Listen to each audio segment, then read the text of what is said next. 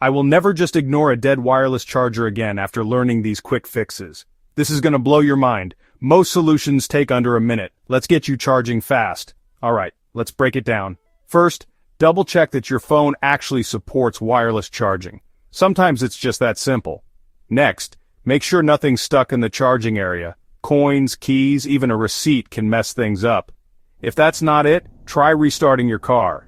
Sounds basic, but a quick reboot can reset the whole system. Still not working? Check your phone's case. Thick or metal cases can block the charge. Try removing it and give it another shot. Also, make sure your Civic is in park and your phone is centered on the mat. Some models won't charge unless you're parked. And yes, alignment really matters. Off by even an inch, and no juice. If you see a blinking light or an error message, that could mean your charger is overheating or there's a system glitch. Let it cool down, or turn the car off and on again. Still stuck? It might be time to visit your dealer. There could be a firmware update or hardware issue. That's it. Try these steps before heading to the shop. You just might fix your Civic's wireless charger in less than a minute.